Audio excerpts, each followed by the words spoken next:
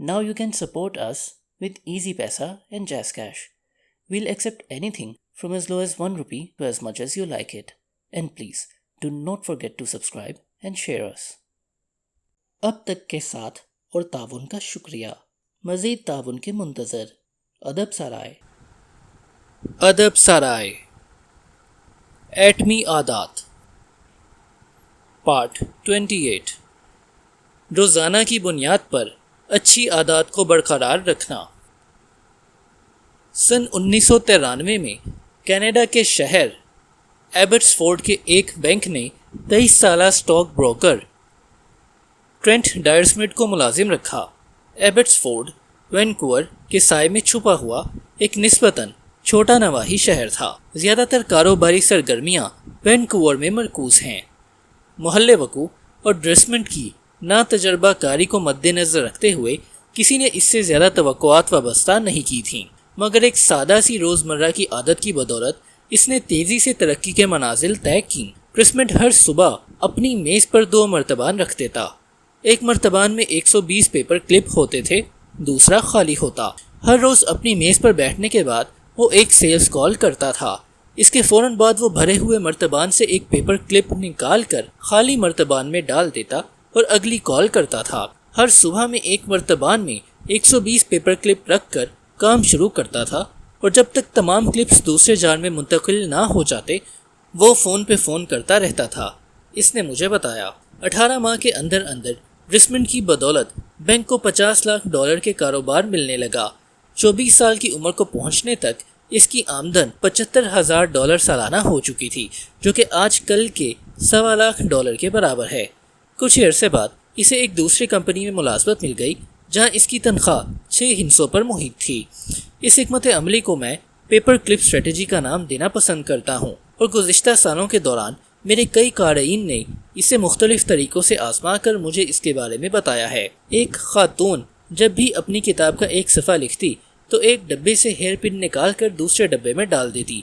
एक आदमी हर मर्तबा एक टोकरी से कैंचा निकाल कर दूसरी में डाल देता.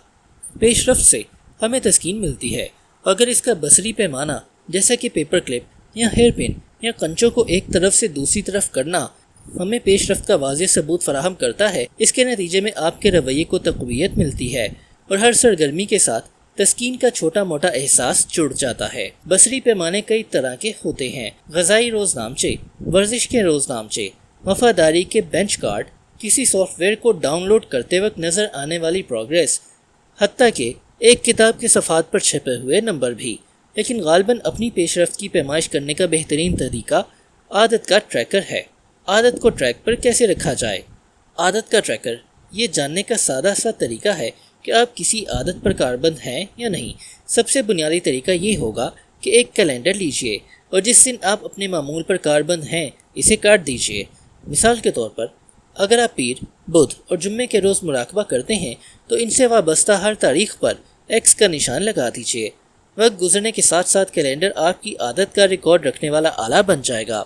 बेशुमार लोगों ने अपनी आदत का ट्रैक रखा है, लेकिन गालिबन इनमें सबसे ज़्यादा मारूफ बेंजामिन फ्रैंकलिन है.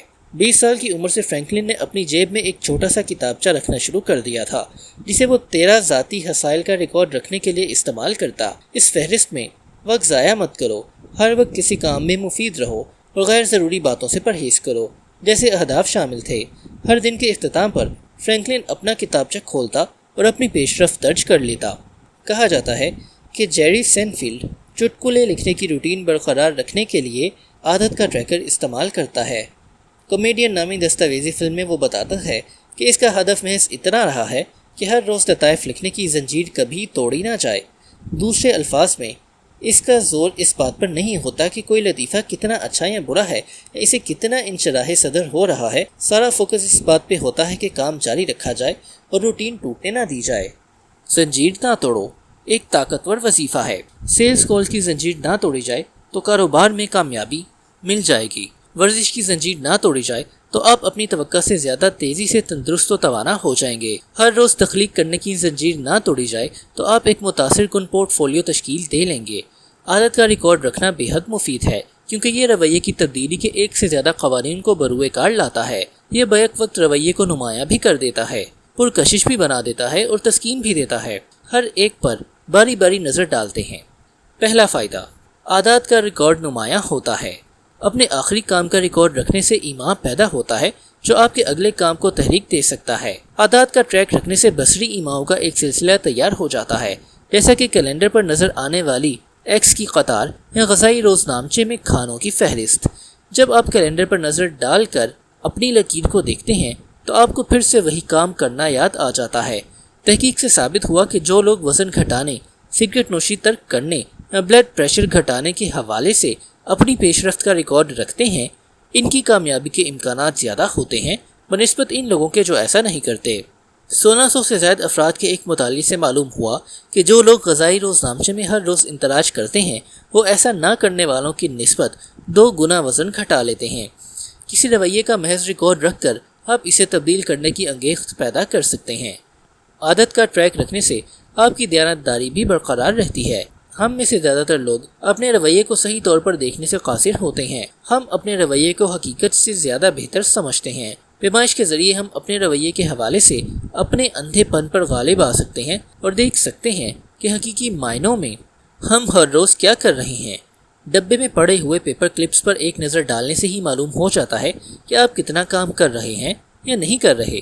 جب ثبوت آپ کی آنکھوں کے عین سامنے ہوتا ہے تو آپ خود سے جھوٹ بولنے کی غلطی کم ہی کرتے ہیں۔ دوسرا فائدہ، عادت کا ریکارڈ پرکشش ہوتا ہے۔ ترقی سے بڑی ترغیب دینا دنیا میں کوئی اور نہیں ہے۔ جب ہمیں اشارہ ملتا ہے کہ ہم آگے بڑھ رہے ہیں تو ہم سفر جاری رکھنے پر زیادہ آمادہ ہوتے ہیں۔ اس حساب سے عادت کا ٹریک رکھنے سے تحریک و ترغیب پر نشے جیسا اثر پڑتا ہے۔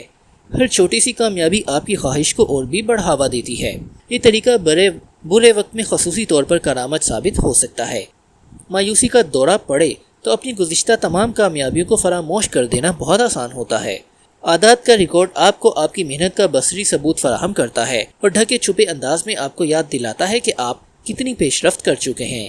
اندراج کی جگہ خالی نظر آئے تو آپ کو پھر سے آغاز کرنے کی تحریک ملتی ہے، کیونکہ آپ تسلسل توڑ کر اپنی ترقی سے ہاتھ دھونا نہیں چاہتے۔ تیسرا فائدہ، عادات کا ریکارڈ رکھنے سے تسکین ملتی ہے۔ یہ فائدہ سب سے زیادہ اہم ہے۔ ریکارڈ رکھنا اپنے آپ میں ایک سیلاب بن سکتا ہے۔ کرنے کے کاموں کی فہرست میں سے کسی ایک کام پر لکیر پھیرنا، اپنے ورزش کے روز نامچے کے ایک اندراج کو مکمل کرنا یا کیلنڈر پر ایکس کا نشان لگانا تسکین بخش ہوتا ہے۔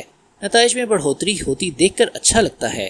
آپ کے انویسٹمنٹ پورٹ فولیو کا سائز، آپ کی کتاب کے مسودے کی طوالت، اور اگر اس سے آپ اچھا محسوس کرتے ہیں تو زحمت کو برداشت کرنا آسان ہو جاتا ہے۔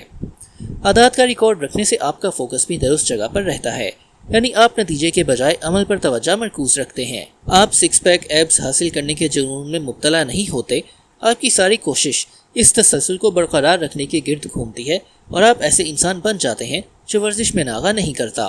خلاصہ یہ کہ عادات کا ریکارڈ رکھنے سے نمبر 1، ایک بصری ایمان تیار ہو جاتا ہے جو آپ کو رویہ دہرانا یاد دلا سکتا ہے۔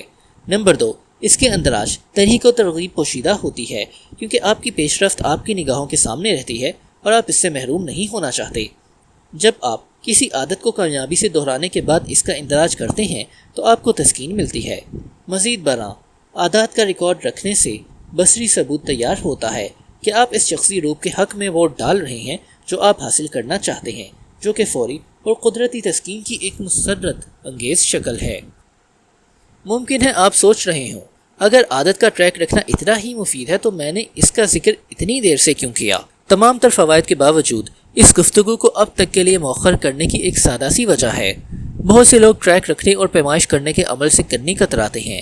یہ کام ایک بوجھ معلوم ہوتا ہے، کیونکہ یہ آپ کو 2 عادات پر کاربند رہنے کے لیے مجبور کرتا ہے۔ وہ عادت جو آپ بنانے کی کوشش کر رہے ہیں اور اس کا ٹریک رکھنے کی عادت۔ اگر آپ پہلے سے کسی ڈائٹ پر کاربند رہنے کی کوشش کر رہے ہوں تو ایسے میں اپنے حراروں کو گننا ایک بوجھ معلوم ہو سکتا ہے۔ کرنے کو کام پڑا ہو تو ہر سیلز کال کا اندراج کرنا بوجھ معلوم ہو سکتا ہے۔ یہ کہنا زیادہ آسان معلوم ہوتا ہے کہ بس میں کم کھایا کروں گا، یا میں زیادہ کوشش کروں گا، یا میں یہ کام کرنا یاد رکھوں گا۔ مجھے لوگوں سے لازماً ایسی باتیں سننے کو ملتی ہیں کہ میں نے فیصلوں کا ایک روزنامچہ بنا رکھا ہے، کاش میں اسے زیادہ استعمال کیا کروں، یا میں نے 1 ہفتے تک اپنی ورزش کا ریکارڈ رکھا لیکن پھر چھوڑ دیا۔ میں خود اس کیفیت سے گزر چکا ہوں۔ اپنے حراروں کا حساب رکھنے کے لیے میں نے ایک غذائی روزنامچہ تیار کیا۔ صرف ایک کھانے کا اندراج کرنے کے بعد میں نے ہتھیار ڈال دیے۔ ہر کوئی ٹریکنگ کا کام نہیں کر سکتا اور اپنی پوری زندگی کا حساب رکھنے کی کوئی ضرورت بھی نہیں، لیکن تقریباً ہر کوئی اس کی کسی نہ کسی شکل سے فائدہ اٹھا سکتا ہے، خواہ وہ عارضی ہی کیوں نہ ہو۔ ٹریکنگ کو زیادہ آسان بنانے کے لیے ہم کیا کر سکتے ہیں؟ پہلی بات یہ کہ جب بھی ممکن ہو آپ کا حساب کتاب خودکار ہونا چاہیے۔ شاید آپ کو جان کر حیرت ہو کہ نادانستہ طور پر آپ کتنی چیزوں کا حساب رکھ رہے ہیں۔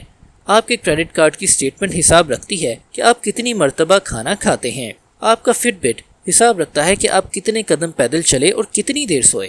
آپ کا کیلنڈر حساب رکھتا ہے کہ ہر سال آپ کتنے نئے مقامات کی سیاحت کرتے ہیں۔ ایک دفعہ آپ کو علم ہو جائے کہ ڈیٹا کہاں سے حاصل کرنا ہے تو اپنے کیلنڈر کے ساتھ ایک نوٹ لگا کر ہر ہفتے یا ہر مہینے اس کا جائزہ لینا شروع کر دیجئے۔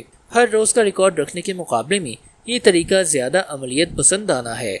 دوسری بات یہ کہ اپنے ہاتھ سے ریکارڈ تیار کرنا صرف آپ کی اہم ترین عادات تک محدود ہونا چاہیے۔ کبھی کبھار 10 عادتوں کا ریکارڈ رکھنے کے بجائے مستقل مزاجی سے صرف ایک عادت کا ریکارڈ رکھنا زیادہ بہتر ہو جاتا ہے۔ آخری بات یہ کہ حساب کتاب ہر عادت کے دہرائے جانے کے فوراً بعد درج ہونا چاہیے۔ رویے کی تکمیل اس کا اندراج کر لینے کا ایما ہے۔ اس طرز عمل کے ذریعے آپ 5ویں باب میں بیان کی گئی عادات کی گروہ بندی اور عادات کا ریکارڈ رکھنے کے طریقوں کو یکجا کر دیتے ہیں۔ عادات کی گروہ بندی پلس عادات کی ٹریکنگ کا فارمولا کچھ یوں ہوگا۔ اس موجودہ عادت کے بعد میں اپنی عادت کا ریکارڈ رکھوں گا۔ سیلز کال کر کے فون رکھنے کے بعد میں ایک پیپر کلپ اس ڈبے سے اس ڈبے میں ڈالوں گا۔ ورزش گاہ میں ہر سیٹ مکمل کرنے کے بعد میں اپنی ورزش کے روزنامچے میں اس کا اندراج کروں گا۔ پلیٹ ڈش واشر میں ڈالنے کے بعد میں لکھوں گا کہ میں نے کیا کھایا۔ ان طریقوں پر عمل کر کے آپ اپنی عادات کی ٹریکنگ زیادہ آسان بنا سکتے ہیں۔ آپ کو اپنے رویے کا ریکارڈ رکھنا پسند نہ ہو تو بھی میرے خیال میں چند ہفتوں کا حساب کتاب آپ کو بہت فائدہ دے گا۔ یہ دیکھنا ہمیشہ دلچسپی کا حامل ہوتا ہے کہ در حقیقت آپ اپنا وقت کس انداز میں صرف کر رہے ہیں۔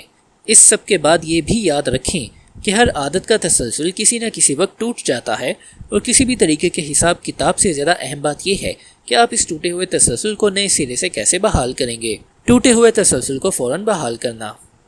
آپ اپنی عادات کے حوالے سے کتنے ہی مستقل مزاج کیوں نہ ہوں، کسی نہ کسی مرحلے پر زندگی خالل انداز ہو ہی جاتی ہے۔ کاملیت کا حصول غیر ممکن ہے۔ کسی بھی وقت کوئی ہنگامی صورتحال پیدا ہو سکتی ہے۔ آپ بیمار ہو سکتے ہیں، کام کے سلسلے میں سفر کرنا پڑ سکتا ہے، یا آپ کے گھر والوں کو آپ کی ضرورت ہو سکتی ہے۔ جب بھی ایسا ہو تو میں اپنے آپ کو ایک سادہ سا اصول یاد دلانے کی کوشش کرتا ہوں۔ 2 مرتبہ ناغہ نہیں کرنا۔ اگر ایک دن کا ناغہ ہو جائے تو میں جتنی جلد ممکن ہو سکے تسلسل بحال کرنے کی کوشش کرتا ہوں۔ ورزش کا 1 دن کا ناغہ ہو سکتا ہے، لیکن میں 2 دن کا ناغہ نہیں ہونے دیتا۔ ہو سکتا ہے کہ پورا پیزا میں اکیلا ہی ہڑپ کر جاؤں، لیکن اس کے بعد کوئی صحت بخش کھانا ضرور کھاؤں گا۔ میں پرفیکٹ تو نہیں ہو سکتا، لیکن دوسرے ناغے سے ضرور بچ سکتا ہوں۔ ایک سلسلہ ٹوٹے تو میں اگلا سلسلہ شروع کر دیتا ہوں۔ پہلی غلطی کام خراب نہیں کرتی، بیڑا غرق ہونے کا سلسلہ اس کے بعد غلطیاں دہرانے سے شروع ہوتا ہے۔ ایک دفعہ کا ناغہ حادثاتی ہے، 2 مرتبہ کا ناغہ ایک نئی عادت کا آغاز ہے۔ جیتنے والوں اور ہارنے والوں کے درمیان یہی فرق ہوتا ہے۔ ایک دفعہ خراب کارکردگی کا مظاہرہ کوئی بھی کر سکتا ہے۔ ورزش میں خرابی ہو سکتی ہے، کام میں خرابی ہو سکتی ہے، لیکن کامیاب لوگ جب ناکام ہوتے ہیں تو تیزی سے واپس پٹری پر آ جاتے ہیں۔ عادت کا تسلسل ٹوٹ جائے تو کوئی فرق نہیں پڑتا، بشرطیہ کہ اسے جلدی سے دوبارہ بحال کر لیا جائے۔ میرے نزدیک یہ اصول اتنا اہم ہے کہ اگر میں کسی عادت کو اپنے حسب منشا انجام دے سکوں یا نہیں، اس اصول کو کبھی نہیں چھوڑتا۔ بہت دفعہ ایسا ہوتا ہے کہ میں اپنی عادات کے حوالے سے آر یا پار والا رویہ اپنا لیتے ہیں۔ ٹھوکر کھانا مسئلہ نہیں ہے، مسئلہ اس وقت پیدا ہوتا ہے جب آپ یہ سوچنے لگتے ہیں کہ اگر آپ کوئی کام پرفیکٹ طریقے سے نہیں کر سکتے تو پھر اسے کرنا ہی نہیں چاہیے۔ ادب سرائے۔